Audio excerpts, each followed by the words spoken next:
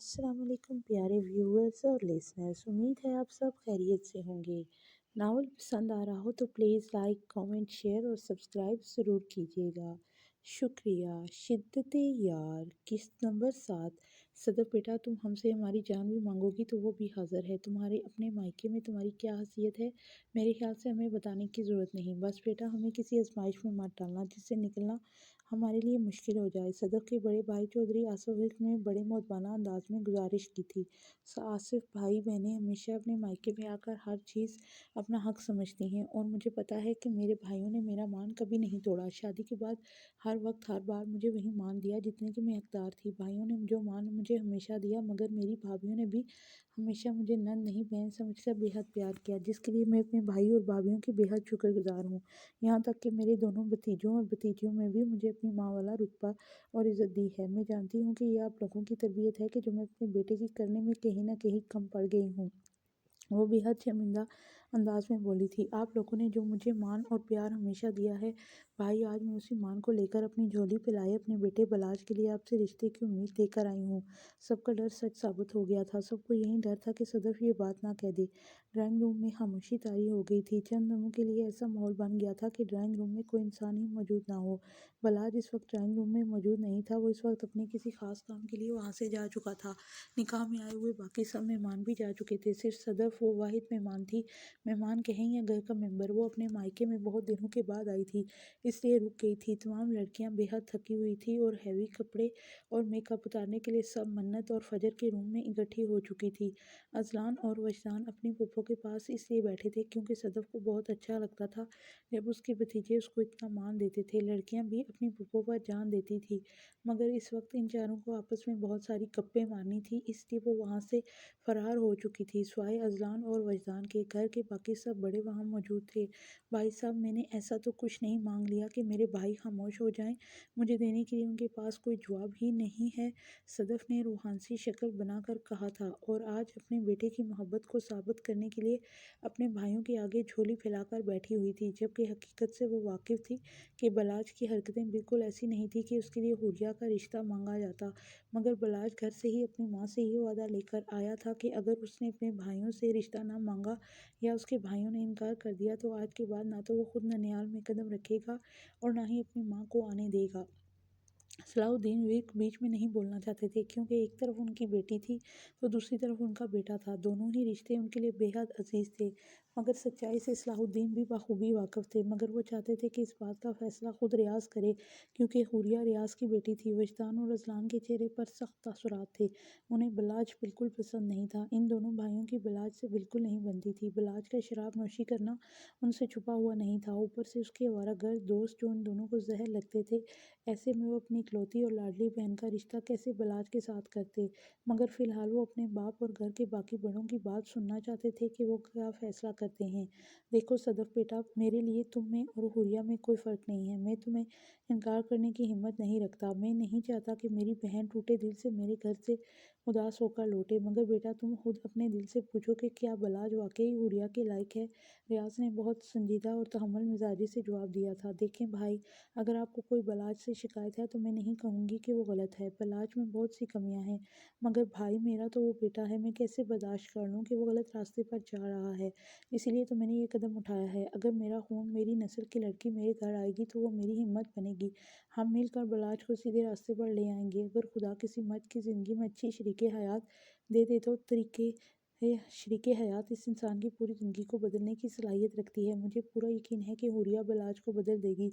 सदफ बेटा, ये आप कह रही हो गलत। एक अच्छी शरीके हयात कभी इस शख्स को बदल नहीं सकती जो खुद ही बदलना ना चाहता हो। इसकी मिसाल हम पहले भुगत चुके हैं कि हमें हिम्मत नहीं है कि हम इस माजी को दोबारा दोहराएं। आसिफ और रियाज ने बारी बारी एक ही जुमले को दोहराते हुए कहा था। तो भाई, आप मुझे साफ लफ्ज़ों में इनकार कर रहे हैं। सदफ की आंखों में आंसू आ गए थे। सदफ, इस तरह रोकर आप हमारे साथ ज्यादती कर रही हो। मैं और रियाज कभी भी तुम्हारी आंखों में आंसू बर्दाश्त नहीं कर सकते। इस बात से तुम वाकिफ़ हो। तुम कहो तो तुम्हारे भाई तुम्हारे लिए जान दे सकते हैं। अगर तुमने हमसे हमारी जान की हद तक नहीं कह रही, बलाज के साथ हुरिया की ज़िंदगी ख़राब हो जाएगी। حوریہ اور بلاج کبھی ایک ساتھ خوش نہیں رہ سکیں گے۔ ریاض چودھری نے بہت تحمل مزاجی کے ساتھ اپنی بہن کو سمجھانے کی کوشش کی تھی۔ بھائی وہ خوش رہیں گے انشاءاللہ، کیوں خوش نہیں رہیں گے؟ میں ہوں نا وہاں پر، میں حوریہ کو کوئی تکلیف نہیں ہونے دوں گی۔ اتنا بھروسہ تو کر سکتے ہیں آپ اپنی بہن پر۔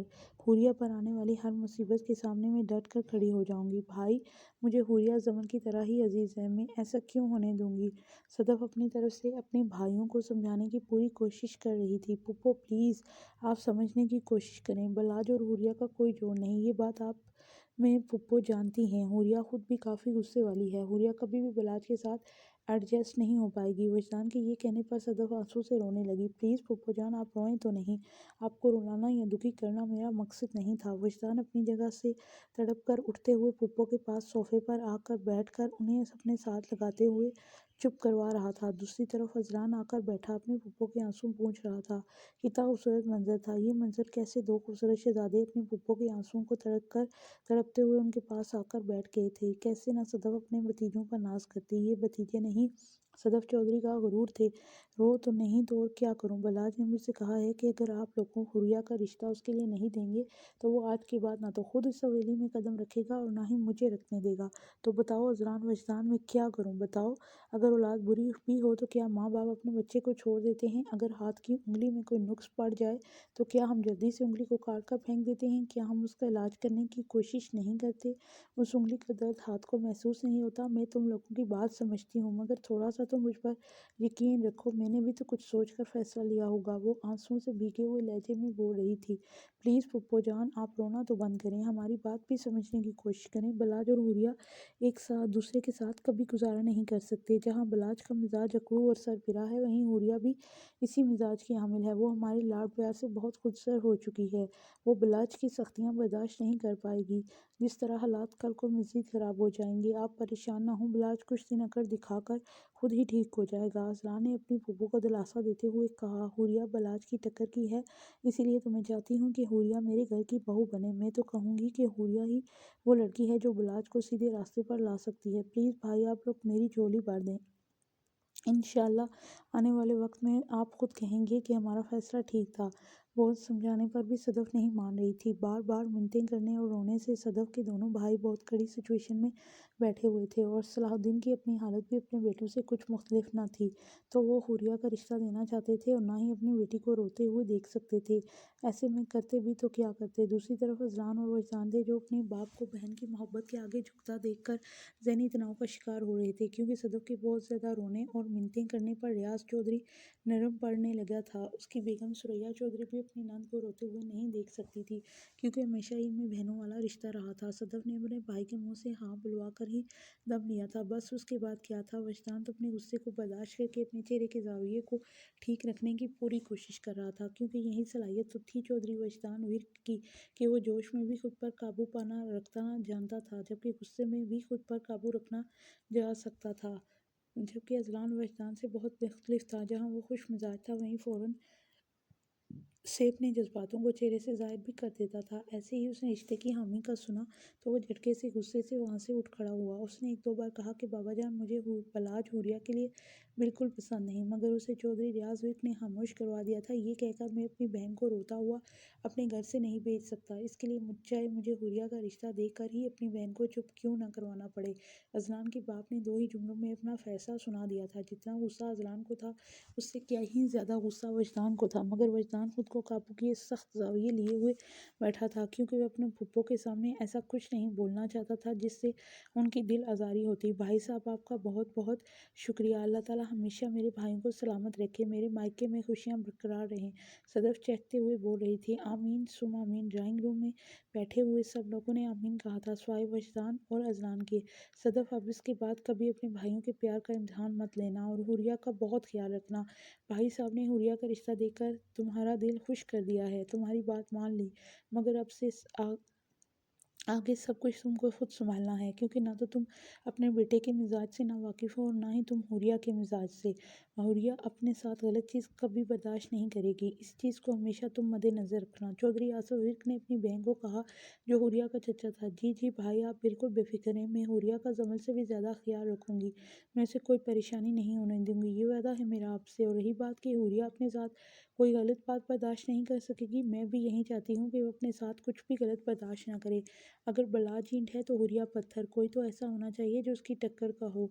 वो मुस्कुराते हुए बोल रही थी। सदफ की खुशी की कोई इंतहा नहीं थी। उसके घर की बहू उसकी अपनी भतीजी बनेगी, और उसके मायका भी नहीं छूटेगा। और कहीं ना कहीं उसके दिल को यकीन था कि हुरिया बलाज को सुधार लेगी।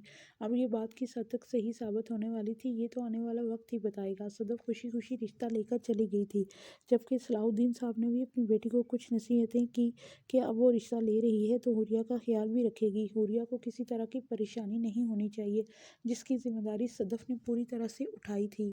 माजी ताशी नशे में धुत होकर गाड़ी से बाहर निकलकर घर के अंदर आ रहा था। उसने इतनी पी रखी थी कि उसे खुद अपने कदमों पर खड़ा नहीं हुआ जा रहा था। घर के अंदर दाखिल होते ही उसकी नज़र अपनी माँ पर पड़ी थी। उसने आज फिर पी हुई थी।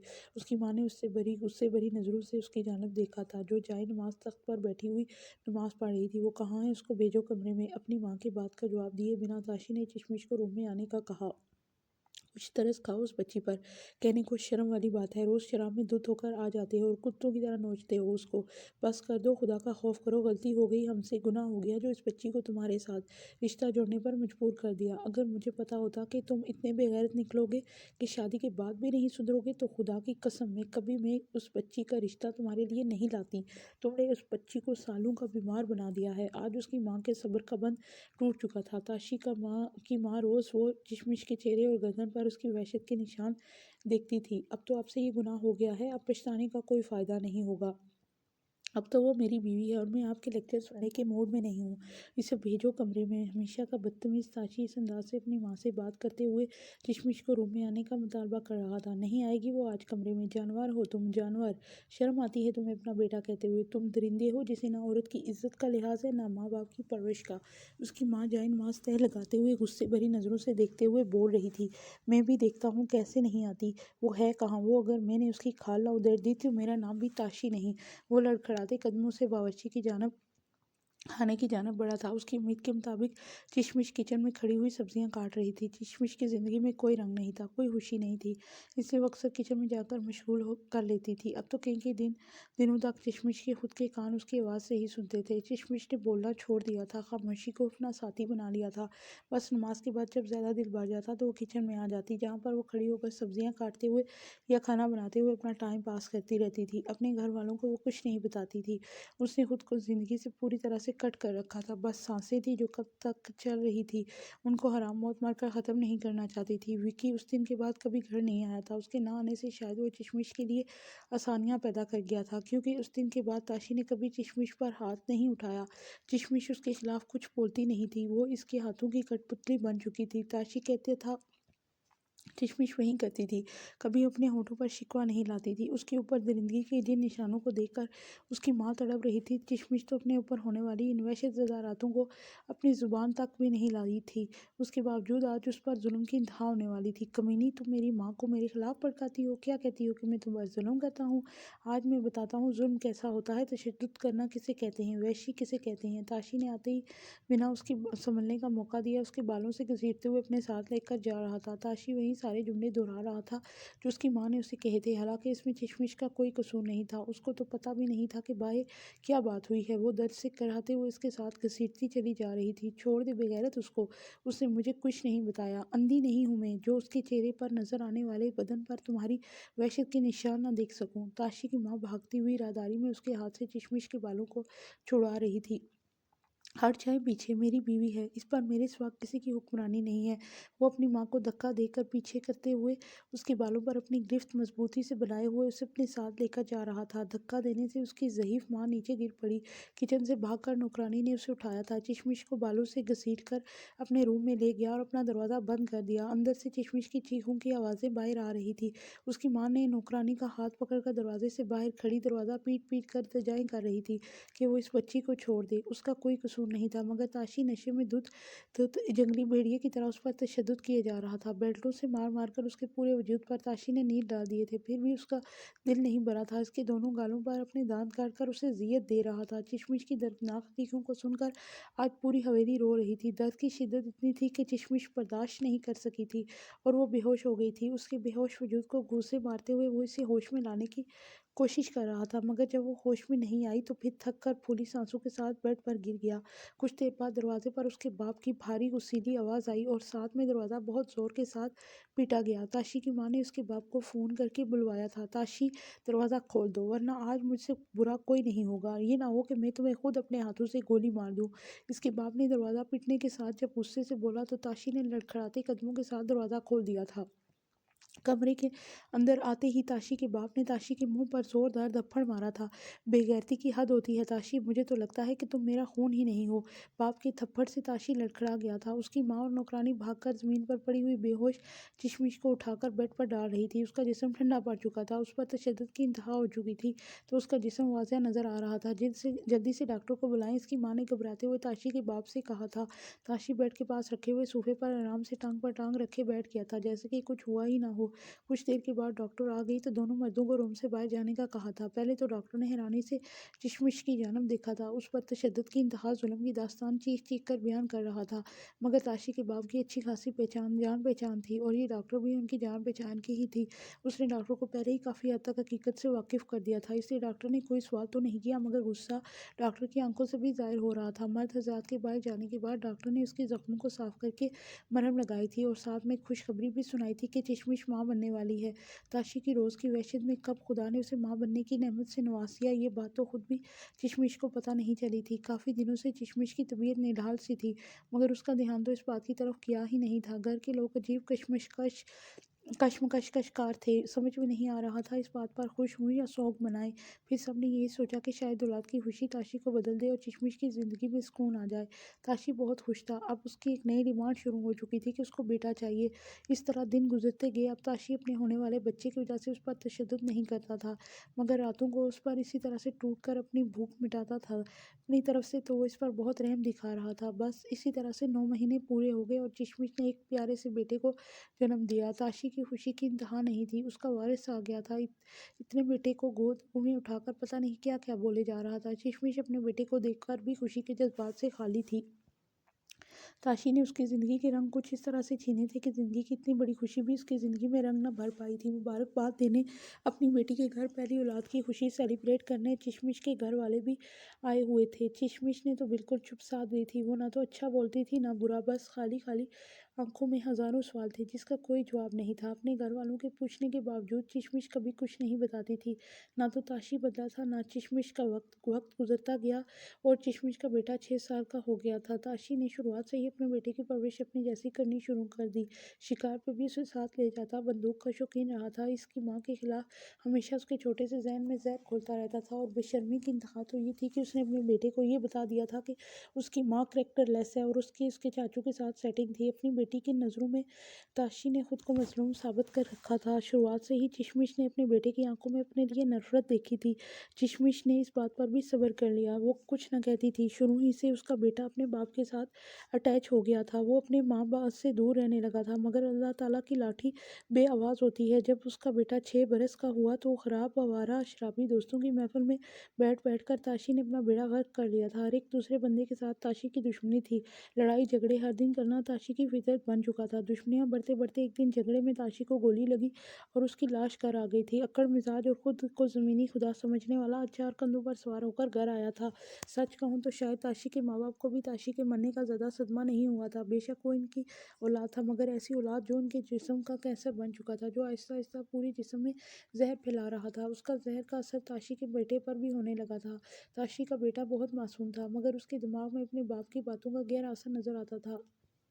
चश्मिश को तो रत्ती बराबर भी ताशी के मरने का दुख नहीं हुआ था। वो तो आज खुद को ऐसे महसूस कर रही थी जैसे एक बार फिर वो दुनिया में आ गई हो। ताशी की वहशत का निशाना बन बन कर वो थक चुकी थी। अब तो हर रात के बाद चश्मिश को खुद से नफरत होती थी। ताशी तो मर गया था मगर अपने मासूम बेटे के जहन में इतना जहर घोल गया था जिसको साफ करते करते चश्मिश की ज़िंदगी गुजर गई। यहाँ तक कि बचपन से जवानी का दौर भी उसमें के बेटे में आन पहुंचा था मगर अब भी उसके दिमाग में अपने बाप के कहे हुए जुमले महफूज थे। आज भी उसकी नज़र में उसका बाप सही था और चश्मिश गलत। हाल बाबा, आप हुरिया के साथ इतनी नाइंसाफ़ी कैसे कर सकते हैं? सदफ के जाने के बाद वजदान और अजलान अपने माँ बाप के साथ बैठे हुए पूछ रहे थे। तुम लोगों का सवाल मेरी समझ से बाहर है वजदान और अजलान। क्या तुम लोगों ने अपनी पप्पो को आंसू के साथ रोते हुए नहीं देखा था? तुम लोग भी तो अपनी पप्पो के आंसू को देखकर इतनी ही तकलीफ में थे, तड़प कर उसके करीब जाकर उसको चुप करवाने की कोशिश कर रहे थे। तो ज़रा सोचो, मेरी तो वो बहन है। जिस तरह हुरिया के लिए तुम दोनों के दिल में नरम जज्बात हैं, वही जज्बात मैं भी अपनी बहन सदफ के लिए रखता हूँ। यार, मेरी भी वो छोटी बहन है, मैं उसे रोता हुआ नहीं देख सकता। मैं क्या तुम दोनों भी अच्छी तरह जानते हो कि जब तक मैं हुरिया का रिश्ता सदफ को नहीं देता वो हमारे घर से कभी खुश होकर नहीं जाती। और दूसरी बात, तुम भी जानते हो कि बलाज ने सदफ को धमकी दी थी कि ना वो खुद आएगा और ना ही सदफ को अपने मायके आने देगा। और वो कितना ज़िद्दी है ये बात हम लोगों से छुपी हुई नहीं है। सदफ का मायका छूट जाना था और वो जीते जी मर जाती। और सदफ चाहकर भी बलाज से दूरी इख्तियार नहीं कर पाती क्योंकि वो बलाज से बहुत प्यार करती है। सारी बातों को मद्देनज़र रखते हुए मैंने हुरिया का रिश्ता दिया है। अब तुम लोग बताओ कि क्या मैंने गलत किया है? वजदान और अजलान के गुस्से को देखते हुए उसके बाबा ने बहुत तहम्मुल से सारी बात कही थी। बाबा जान, हम लोग ना तो आपके खिलाफ हैं और ना कभी जा सकते हैं। आपका हर फैसला सर आंखों पर बाबा, मगर आप जानते हैं बलाज कितना बदमिजाज किस्म का इंसान है। हमारी हुरिया में बर्दाश्त की बहुत कमी है। वो कभी बलाज को बर्दाश्त नहीं कर पाएगी और हालात इससे ज़्यादा ख़राब हो जाएंगे। अगर कभी बलाज ने हुरिया के साथ कोई सख्त रवैये या हाथापाई करने की कोशिश की तो हमसे बुरा कोई नहीं होगा। हम बर्दाश्त नहीं करेंगे वो हमारी बहन पर हाथ उठाए या बदजुबानी करे। आप जानते हैं हुरिया में हम दोनों की जान है। हम उसे अपनी बहन नहीं बेटी समझते हैं। वजदान ने काफ़ी तहम्मुल से मगर सख्त अल्फाज कहे थे। अल्लाह ताला से अच्छी उम्मीद रखनी चाहिए वजदान बेटा, क्यों इतनी गलत बात सोच रहे हो? ये भी तो हो सकता है कि बलाज शादी के बाद सुधर जाए और हमारी हुरिया को बहुत खुश रखे। वजदान की सख्त ख़राब मूड को नॉर्मल करने की कोशिश करते उसकी वालदा सुरैया बेगम ने बड़े प्यार से कहा था, कुत्ते की दुम आज तक आपने कभी देखी या सुनी है कि वो सीधी हो गई हो? इसे 100 साल भी ज़मीन में दबा कर रखें तो वो टेढ़ी की टेढ़ी ही रहेगी। वजदान के जवाब से पहले अजलान ने गुस्से से कहा था। यही तो फ़र्क था कि अजलान अपना गुस्सा फ़ौरन ज़ाहिर करता था जबकि वजदान अपने गुस्से को दबाकर लफ्ज़ों से ज़ाहिर करता था। अजलान बेटा, बुरी बात ऐसे नहीं कहते, वो भी तो घर ही का बच्चा है और इतनी बदगुमानियाँ भी अच्छी नहीं होती। सुरैया बेगम ने एक बार फिर से अजलान को टोका था। ठीक है, जब आप लोग फैसला कर चुके हैं तो फिर हम तो कुछ कहने का हक ही नहीं रखते। वो गुस्से से उठकर रूम से जा चुका था जबकि वजदान तहम्मुल से बैठा हुआ काफ़ी देर तक इसी मुद्दे पर अपने बाप से बात करता रहा था। जबकि फैसला तो हुरिया के रिश्ते का हो चुका था, अब इनकार की कोई गुंजाइश नहीं थी। सदफ ने रिश्ते की खुशखबरी ले जाकर अपने घर और ख़ानदान वालों को बता दी थी। घर में हुरिया के रिश्ते के बाद माहौल काफ़ी ख़राब हो गया था जिसकी वजह से वजदान ने अगले 3 दिन तक मुल्क से बाहर जाना कैंसिल कर दिया था। रात को सदफ पप्पो काफ़ी लेट गई थी और वजदान काफ़ी देर तक अपने माँ बाप के पास बैठा रहा था। और जब वजदान अपने रूम में आया तो काफ़ी लेट हो चुका था, शायद मन्नत भी सो चुकी थी। यही सोचकर वजदान की मुलाकात नहीं हो सकी थी मन्नत से। वजदान इस वक्त नाश्ते की टेबल पर बैठा हुआ नाश्ता कर रहा था। घर के तमाम अफराद एक ही वक्त में नाश्ता करते थे। यही तो इस हवेली की खूबसूरती थी। बड़ी सी शानदार सी डाइनिंग टेबल पे चारों तरफ में घर के तमाम अफराद की कुर्सियां लगी हुई थी। सब लोग नाश्ता करने में मशगूल थे। सरबराही कुर्सी पर चौधरी सलाउद्दीन विर्क बैठा हुआ था जबकि दूसरी जानब उनका बड़ा बेटा चौधरी रियाज विर्क बैठा हुआ था। घर में हर किसी को उसके रुतबे के हिसाब से पूरी इज्जत दी जाती थी। यही तो इस घर की खूबसूरती और रिश्तों की मजबूती का राज था। यहाँ पर कोई किसी से कम नहीं समझता था और ना ही कोई किसी के रुतबे से जलन महसूस करता था। मन्नत, फजर और हुरिया एक ही लाइन में एक साथ बैठती थी जबकि वजदान और अजलान एक साथ बैठते थे। घर की दोनों बड़ी खवातीन आफिया बेगम और सुरैया बेगम खुद अपने हाथों से घर के बच्चों और अपने शोहर और ससुर को नाश्ता परोसती थी। ऐसा नहीं था कि घर में नौकर चाकर मौजूद नहीं थे मगर वो ये काम खुद करना पसंद करती थी और ये रवायत सालों से चली आ रही थी। उनकी सास का भी यही तरीका हुआ करता था और यही तरीका उनकी बहुएं भी लेकर चल रही थी। पहली नज़र में सच में ये एक रवायती ख़ानदान लगता था। घर के बच्चों में बड़ों की तरबियत नज़र आती थी, जो आज भी अपने बड़ों का लिहाज करते, जो आज भी अपने दादा जान की मौजूदगी में खामोशी से बैठते हुए नाश्ता करते थे। टेबल पर इतने अफराद की मौजूदगी होने के बावजूद सब लोग खामोश थे, अपना नाश्ता कर रहे थे। टेबल पर आकर सबको सलाम करना फ़र्ज़ था। घर की बड़ी खवातीन के बाद घर की बच्चियाँ टेबल पर पहले आ जाती थी, इसके बाद घर के बेटे अजलान और वजदान और उसके बाद उनके वालिद आ जाते थे। सबसे आखिर में चौधरी सलाउद्दीन ورक नाश्ते की टेबल पर आते थे। कल मन्नत और वजदान का निकाह हो गया था। आज मन्नत टेबल पर बैठी हुई बहुत अलग से जज्बातों से दो चार थी, और कल निकाह के बाद वजदान से पहली मुलाकात की तो वजदान से नज़र भी नहीं मिला पा रही थी। जज्बात तो उस वक्त वजदान से भी नहीं संभाले जा रहे थे, मगर वो ठहरा चौधरी वजदान विक जो कि चेहरे से कभी अपने जज्बात और अपने कभी दिल के राजों को ज़ाहिर नहीं होने देता था, आज भी वो पहले की तरह आराम से नाश्ता कर रहा था। सब लोग रूटीन के मुताबिक नाश्ता करने के बाद उठकर चले गए थे, मगर आज रूटीन ये बदली कि वजदान अभी तक टेबल पर बैठा हुआ था, दूसरा कप चाय कप पी रहा था। घर की बड़ी खवातीन आज थोड़ी हैरान थी, क्योंकि वजदान टेबल पर कभी इतनी देर तक नहीं बैठा था। वजदान तो अज़रान से पहले नाश्ता करके चला जाता था, मगर आज उसका बैठना इन दोनों को हैरानगी का सबब बन रहा था। अपने फ़ोन में मसरूफ़ वजदान चाय की सिप लेते हुए बैठा था, जबकि खवातीन टेबल पर बैठी हुई दोपहर के बनने वाले खाने की बातें कर रही थी, मगर ध्यान उनका वजदान में ही था। चची जान, मन्नत को तैयार करके मेरे साथ भेज दे, मुझे उसका पासपोर्ट अप्लाई करना है। आखिर वजदान ने वो बात कह दी थी जिसके लिए वो काफ़ी देर से टेबल पर बैठा हुआ था। आज से पहले कई बार मन्नत वजदान के साथ गई थी। वो अक्सर हुरिया, मन्नत और फजर को बुक्स वगैरह लेने के लिए अपने साथ ले जाया करता था, यहाँ तक कि उनके कॉलेज वगैरह के मामलात को भी वजदान ही देखता था। मगर आज पता नहीं क्यों पहली बार मन्नत के बारे में बात करते हुए अलग सी घबराहट वजदान को हो रही थी। मन्नत, तुम्हारे साथ अभी जाना है?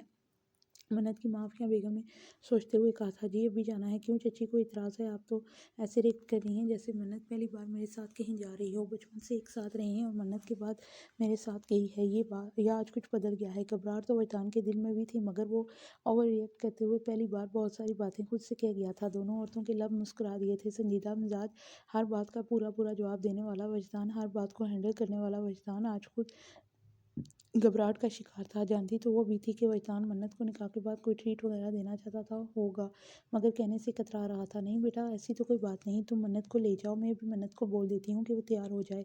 उनकी दबी सी मुस्कुराहट देखकर वजदान ने ऐसे महसूस करवाया जैसे उसने देखा ही नहीं। वो अपना फ़ोन उठाकर अपने रूम की जानब चल दिया था। दोनों खवातीन उसके जाने के बाद दिल खोलकर हंसते हुए वजदान के शर्माने पर तबसरा कर रही थी। वाह जी, कमाल हो गया, आपके भाइयों ने सचमुच आपकी भतीजी का रिश्ता देकर मुझे हैरान कर दिया। बलाश, तंज क्यों कर रहे हो? अगर रिश्ता नहीं देते तो तब भी तुम्हें प्रॉब्लम थी, और अब अगर रिश्ता दे दिया है तो तब भी तुम्हें मसला है। तुम मुझसे आखिर चाहते क्या हो? मेरे चाहने से क्या होता है? होता तो वही है जो आपके शोहर चाहते हैं, और आज तो वो वापस आ रहे हैं, तो इसलिए आपके पास मेरे लिए तो बिल्कुल भी टाइम नहीं होगा। अब तो आप अपने शौहर के साथ मसरूफ़ हो जाएंगे। ज़ाहिर सी बात है, प्यार चीज़ ही ऐसी है, इसके लिए तो औलाद भी पीछे रह जाती है। आज बलाज ने काफ़ी दिनों के बाद फिर से सदफ़ के ज़ख्मों को खरीदने वाला जुमला बोला था। बलाज, बस कर दो बेटा, खुदा के लिए बस कर दो। मुझ पे और हिम्मत नहीं है अब मैं तुम्हारे ऐसे ताने बर्दाश्त करूँ। बचपन से जवानी की दहलीज तक पहुँच गए हो, अब तक मैं तुम्हारा जहन साफ़ करने में कामयाब नहीं हो सकी। क्या अपना कलेजा चीर कर दिखाऊँ कि मैं तुमसे बहुत प्यार करती हूँ? मैं तुम्हारी माँ हूँ, सगी माँ, और जिसको तुम मेरा शौहर कहते हो वो तुम्हारा भी कुछ लगता है। बाप है वो तुम्हारा, इसको मेरा बाप मत बोला करे, वो मेरा बाप नहीं है। मेरा बाप अल्तमश चौधरी था जो मर गया है। अपने शौहर को मेरा बाप मत कहें, जहर लगता है मुझे वो शख्स, मुझे जिसकी वजह से आपने मेरे बाप को धोखा दिया। शर्म करो बलाज, क्या सबूत है तुम्हारे पास कि मैंने तुम्हारे बाप को धोखा दिया है, जिससे तुम्हारे दिमाग में इतना जहर घोला है? मैं नहीं चाहती कि उसकी सच्चाई तुम्हारे सामने आए, और तुम बर्दाश्त ना कर सकोगे। सदफ का जब्त टूटने लगा था। बलाज आज भी अपनी माही को गलत समझता था। उसकी नज़र में अल्तमश आज भी एक अच्छा बाप था, और सदफ यानी कि चिशमिश एक बहुत ख़राब माँ, जिससे उसके चचा वक्कास चौधरी से प्यार किया था, यानी विकी, और उसके बाप अल्तमश चौधरी यानी कि ताशी को धोखा दिया था। ताशी ने बलाज के जहन में 6 साल की उम्र में इतना जहर घोल दिया था कि सदफ उसे आज तक साफ नहीं कर पाई थी। ताशी की मौत के बाद घर के बड़े ने, सदफ के भाइयों ने मिलकर ये फैसला किया था कि चिशमिश और विकी का निकाह कर दिया जाए। ताशी के मरने के बाद सारी असलियत सदफ के मायके वालों पर खुल गई थी। उनकी बहन ने कितनी अजियतें बर्दाश्त की हैं, वो तड़प गए थे ये सोचकर कि उनकी बहन के साथ ऐसा सलूक हो रहा था। सलाउद्दीन विक का दिल खून के आंसू रो रहा था। उसकी इकलौती बेटी ने इतनी अज़ियतें बर्दाश्त की, और फिर ये फैसला किया गया था कि सदफ़ की शादी वक्कास यानी विकी के साथ कर दी जाए, जिस पर सदफ़ राज़ी नहीं थी, यानी कि चिशमिश। मगर वक्कास पूरी तरह से राज़ी था। वो तो खुश था कि उसकी चिशमिश उसकी ज़िंदगी में वापस आ रही है, मगर चिशमिश ने अपनी ज़िंदगी में जितना कुछ बर्दाश्त कर लिया था, उसे मर्द ज़ात से ही नफरत होने लगी थी। जितनी वहशत और दरिंदगी से दो चार उसे ताशी ने किया था, और वो शादी करना ही नहीं चाहती थी। वो अपनी ज़िंदगी अपने बेटे के नाम करके उसे पालना चाहती थी, उसे अच्छी परवरिश देना चाहती थी। मगर जब वक्कास ने खुद चिशमिश से बात करने के लिए कहा तो सब मान गए। फिर वक्कास ने बहुत प्यार से चिशमिश को अपनी मोहब्बत का यकीन दिलाया, उसे यकीन दिलाया कि वो उसकी इजाज़त के बगैर इसे छुएगा भी नहीं, इसे तहफ़्फ़ुज़ देगा, बलाज को बाप का प्यार देगा, चिशमिश को किसी तरह की कोई परेशानी नहीं होने देगा। बहुत मुश्किल से विकी ने एक बार फिर चिशमिश का दिल जीत कर उसे निकाह के लिए राज़ी कर लिया। इस तरह चिशमिश और विकी, सदफ़ और वक्कास का निकाह हो गया। वक्कास ने बलाज को हमेशा अपना सगा बेटा समझा, हमेशा उसे प्यार किया, یا उसकी बदतमीजियों को बर्दाश्त किया, मगर बलाज के मासूम ज़हन से ताशी की बातें कभी नहीं गई। वो आज भी अपने बाप अल्तमश चौधरी की बातों को ज़हन में रखे हुआ था। वो वकास और सदफ से बहुत नफरत करता था। फिर अल्लाह ने सदफ को प्यारी सी बेटी से नवाजा, जिसका नाम उन्होंने जमल रखा। जमल के आने से बलाज में ये फ़र्क आया कि वो जमल को बहुत प्यार करने लगा था। एक बड़े भाई की तरह उसकी बहुत केयर करता, उसकी हिफाजत करता। बलाज ने कभी जमल को सुतीला नहीं समझा था, मगर सदफ और वकास के साथ बलाज का रिश्ता आज भी ऐसा ही था। वकास काम के सिलसिले में अक्सर मुल्क से बाहर जाता रहता था। अब भी 10-12 दिन से वो मुल्क से बाहर गया हुआ था और आज वापस आ रहा था। यहाँ पर बलाज अपनी माँ से उसी का जिक्र कर रहा था, क्योंकि वकास जब से घर से जाता था बलाज को बहुत खुशी होती थी, और जब घर वापस आता था तो बलाज को बहुत बुरा लगता था उसका घर आना। और उसकी माँ सदफ जब उसके लिए कुछ करती थी तो बलाज को वो सब कुछ जहर लगता था। बलाज ने आज तक वकास को अपना बाप तस्लीम नहीं किया था, यहाँ तक कि बलाज के सरनेम के आगे अल्तमश चौधरी यानी ताशी का ही नाम लगाता था, वकास का नहीं, जबकि जमन के नाम के आगे वकास लगता था। वकास ने अपना वादा निभाया। उसने सदफ को इतना प्यार और मोहब्बत और मान दिया कि सदफ अपनी पिछली ज़िंदगी के तमाम दुख भूल गई थी। वकास ने सदफ की ज़िंदगी में रंग और खुशियों का मेला लगा रखा था। वकास ने सदफ के वजूद पर इतनी मोहब्बत निछावर की कि उस पर लगे दरिंदगी के हर निशान को मिटा दिया था। वक्त गुजरने के साथ साथ सदफ खुद वकास की मोहब्बत में पिघलती हुई उसे सारे हक देती गई थी। बस वकास नहीं कुछ कर सका तो वो बलाज के जहन से जहर का इलाज था। सही कहते हैं, वक्त हर जख्म का मरहम होता है। सदफ को जो जख्म अल्तमश ने माजी में दिए थे, हाल में उन जख्मों को वकास ने बहुत मोहब्बत से भर दिया था। वकास चौधरी की सच्ची मोहब्बत ने सदफ यानी चिशमिश के हर दुख को, हर जख्म का मुदावा कर दिया था। वकास आज भी दीवानों की तरह सदफ से प्यार करता था और उमर इनकी मोहब्बत को कम न कर सकी, मगर इन दोनों की मोहब्बत बलाज के लिए तकलीफ था थी। वो आज भी अपने बाप का गुनहगार इन दोनों को समझता था। बलाज अपने बाप की सच्चाई जानकर तकलीफ और कर्ब से न गुजरे, इस डर से कभी सदफ और वकास ने अल्तमश की सच्चाई उसे नहीं बताई थी। बलाज तो चंद जहरीले जुमले बोलकर चला गया था, जबकि सदफ अपने कमरे में बैठी हुई हमेशा की तरह आंसू बहा रही थी। बलाज की बेरुखी सदफ से बर्दाश्त नहीं होती थी। सदफ जो अपने बेटे से बहुत मोहब्बत करती थी, और इतनी मोहब्बत वकास चौधरी बलाज चौधरी से करता था, मगर बलाज चौधरी घर में सिर्फ एक इंसान से प्यार करता था, और वो जमल चौधरी। अब वक्त ही बताएगा कि बलाज चौधरी के दिल से सदफ और वकास के लिए नफरत निकाल पाएगा या नहीं, ये तो आने वाला वक्त ही बताएगा। मन्नत, तैयार हो जाओ, तुम्हें वजदान ने अपने साथ लेकर पासपोर्ट बनवाने जाना है। मन्नत की माँ ने बहुत रुखे अंदाज में रूम में आकर मन्नत से कहा था। फजर कॉलेज जा चुकी थी, वरना मन्नत की माँ ने फजर से कहकर ये काम करवाना था। अब फजर घर नहीं थी तो वजदान का पैगाम मन्नत की माँ खुद पहचानने आई थी। मन्नत की माँ आफिया बेगम वजदान से बहुत प्यार और उसकी बहुत इज्जत करती थी। अम्मी, आप कहती हैं तो मैं नहीं जाऊँगी, आप नाराज़ हैं मुझसे। वो अपनी जगह से उठकर अपनी माँ के बहुत करीब आई थी। उसे उम्मीद थी कि शायद उसकी माँ उसे अपने गले से लगाए। कल निकाह के वक्त भी आफिया बेगम ने ना तो मन्नत के सर पर प्यार दिया था और ना ही कोई मोहब्बत के अल्फाज बोले थे, जिसकी मन्नत ने उम्मीद लगाई थी कि शायद निकाह के वक्त उसकी माँ ऐसा कुछ कहे, मगर ऐसा कुछ नहीं हुआ था। अब भी मन्नत ने अपनी तरफ से कदम बढ़ाते हुए पहल की थी। मैं क्यों रोकूंगी, और वैसे भी तुम्हें वजदान लेकर जा रहा है और मुझे उस पर पूरा यकीन है, और वैसे भी तुम अब दोनों का निकाह हो चुका है और ऐसी कोई वजह नहीं जिसकी वजह से मैं तुम्हें जाने से बेकार में रोकूं। आफिया बेगम का लहजा बहुत सर था। अम्मी, आप क्यों मुझे इतने गुस्से से बोलती हैं? आप क्यों फजर की तरह मुझसे प्यार नहीं करती? आप फजर से कितने प्यार से बात करती हैं और हुरिया को भी इतने प्यार से बुलाती हैं, सिर्फ मुझसे ही नाराज़गी है। क्यों क्यों अम्मी, मैं आपको अच्छी नहीं लगती? आप एक बार कहकर तो देखें, आप जैसे कहेंगी मैं वैसे ही बन जाऊंगी। प्लीज़ अम्मी। वो अपनी माँ के करीब होकर गले से लग गई। दूर रहा करो मुझसे, नफरत है मुझे तुमसे, और अपना मुकाबला फजर से मत किया करो। बड़ी ही बेदर्दी के साथ आफिया बेगम ने धक्का देकर मन्नत को खुद से दूर कर दिया था। क्यों क्यों मैं खुद को फजर जैसा नहीं समझ सकती? फजर भी आपकी बेटी है और मैं भी आप ही की बेटी हूँ। आपकी ऐसी बातों से मुझे फजर से नफरत होने लगती है। वो रोते हुए आज पहली बार अपने दिल की बात कह गई थी। ये सच था कि आफिया जब ज़रूरत से ज़्यादा फजर से मोहब्बत और इज्जत देती थी तो मन्नत को जलन महसूस होती थी। उसने जो कुछ कहा था गलत नहीं था। अगर आफिया उसकी माँ में थी तो फिर मन्नत के साथ ऐसा सलूक क्यों? चिट्टा! एक जोरदार आवाज़ मन्नत के मुंह पर उसकी माँ ने थप्पड़ मारा था। मन्नत लड़खड़ाकर पास पड़े सोफे पर गिर गई थी। ये थप्पड़ मन्नत के चेहरे पर नहीं बल्कि उसके दिल पर लगा था, मासूम दिल पर जो अपनी माँ की मोहब्बत का तलबगार था। माँ की मोहब्बत नहीं मिली, मगर एक बेदर्दी भरा थप्पड़ जरूर रसीद कर दिया गया था। तुम होती कौन हो फजर से नफरत करने वाली, जलन महसूस करने वाली? खबरदार, आज के बाद तुमने फजर के बारे में ऐसी कोई बात की तो। हाँ, मैं करती हूँ फजर से प्यार, क्योंकि वो मेरी बेटी है, मेरी जान है। और मैं क्या हूँ? क्या मैं आपकी बेटी नहीं हूँ? वो रोते हुए एक बार फिर सवाल कर गई थी। नहीं हो तुम मेरी बेटी। नफरत है मुझे तुमसे, शदीद नफरत। मेरा बस चले तो मैं तुम्हारा गला ही घोंट दूँ। हाँ, घोंट दे मेरा गला, मार दे मुझे। नहीं बर्दाश्त होती मुझसे आपकी नफरत। इससे अच्छा है कि आप मुझे गला घोंट कर ही मार दें। वो अपनी माँ का हाथ पकड़कर गर्दन पर रख कर दबाते हुए बोल रही थी। थक गई हूँ मैं। मन्नत बचपन से अपनी माँ की नफरत बर्दाश्त करते करते, छोड़ो, मुझे नहीं रंगने तुम्हारे गंदे खून से अपने हाथ। उसे धक्का देकर दूर करती हुई खुद उससे पीछे हो गई और ये रोने धोने का ड्रामा बंद करो, वजदान नीचे तुम्हारा इंतजार कर रहा है। मैं कोई तमाशा नहीं चाहती। वो हुक्म सादर करके वहां से जा चुकी थी। मन्नत कितनी देर वहां रोती नहीं, मगर फिर नौकरानी ने वहां आकर दरवाज़ा खटकाकर आवाज़ दी, ये बीबी जी, वजदान भाई आपको नीचे बुला रहे हैं। तो वो उठकर अपना चेहरा वॉश करके माँ के थप्पड़ के निशान को लाइट से बेबी क्रीम के नीचे छुपाते हुए गाउन पहनकर हिजाब लगा रही थी। अपनी रोई हुई आंखों को काजल और मस्कारे से छुपाने की भरपूर कोशिश की गई थी। वो नहीं चाहती थी कि वजदान कुछ महसूस करे। मतलब इतनी देर लगती है तैयार होने में, मैं कब से तुम्हारा वेट कर रहा हूँ, वजदान ने हमेशा की तरह सर्द लहजे में आगे चलते हुए कहा था। मन्नत का दिल इस कदर दर्द से भरा हुआ था कि उसके पास कोई जवाब नहीं था। वो खामोशी से वजदान के पीछे हिजाब में उसके पीछे चली जा रही थी। उस घर की सब लड़कियां हिजाब और गाउन पहनकर घर से बाहर जाया करती थी। मन्नत क्या बात है, तुम परेशान हो?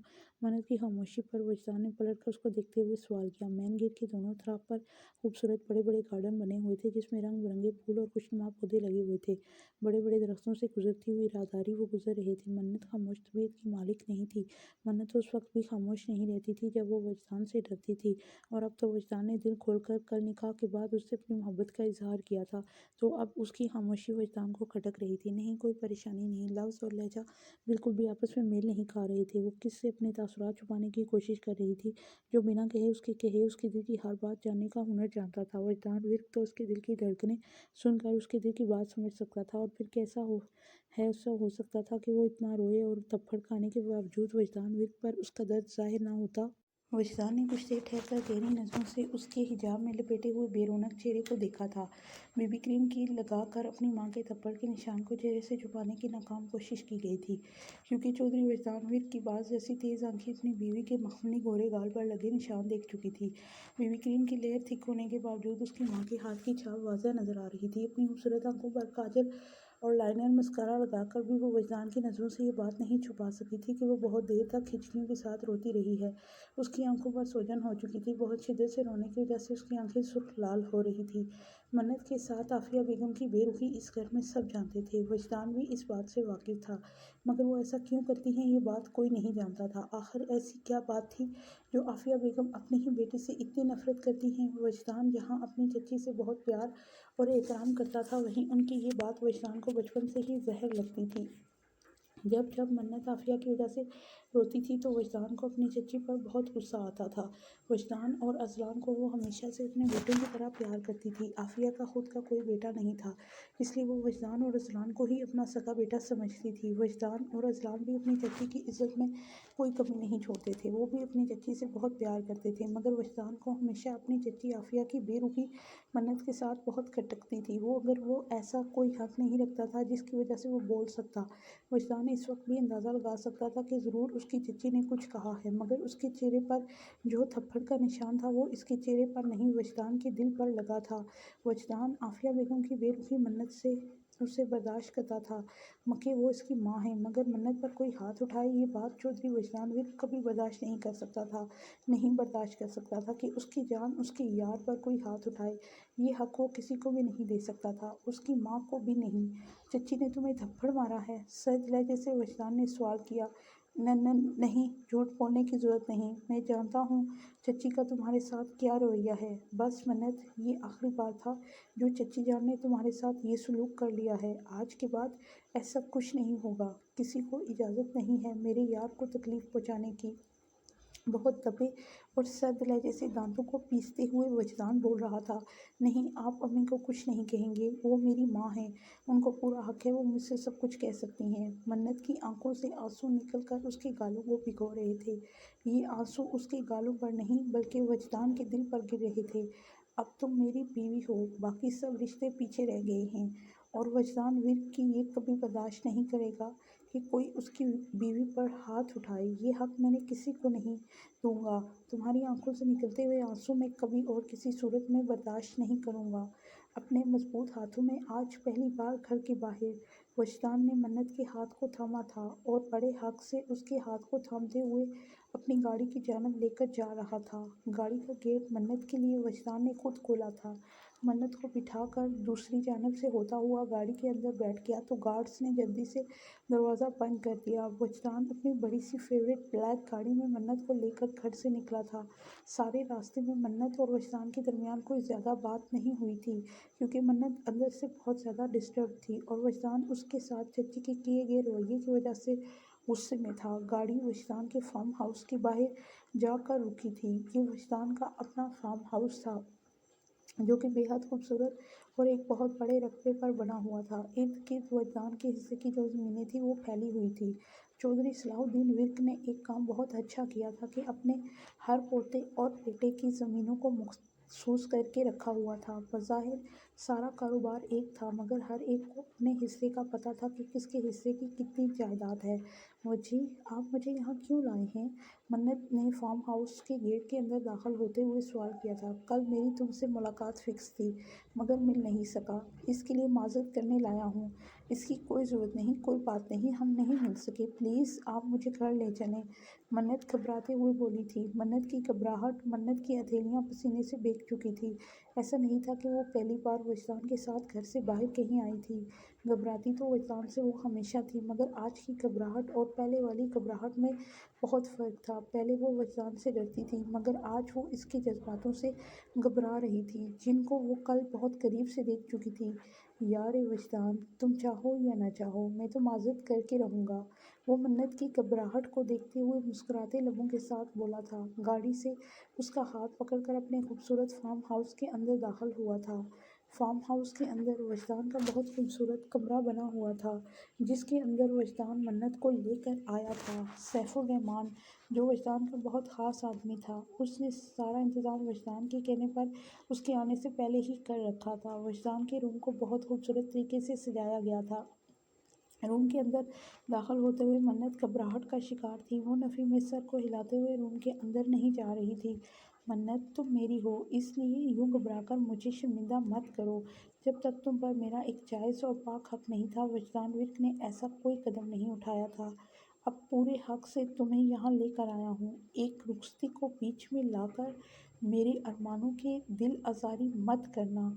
वजदान उसकी घबराहट को समझते हुए बहुत मोहब्बत भरे लहजे से बोला था। आज यहाँ से जाने के दो रास्ते हैं, या तो वजदान का दिल तोड़ कर चली जाओ, या फिर आज मेरी मोहब्बत को पुरस्कुन करके सब हक मुझे अपनी खुशी से दे दो।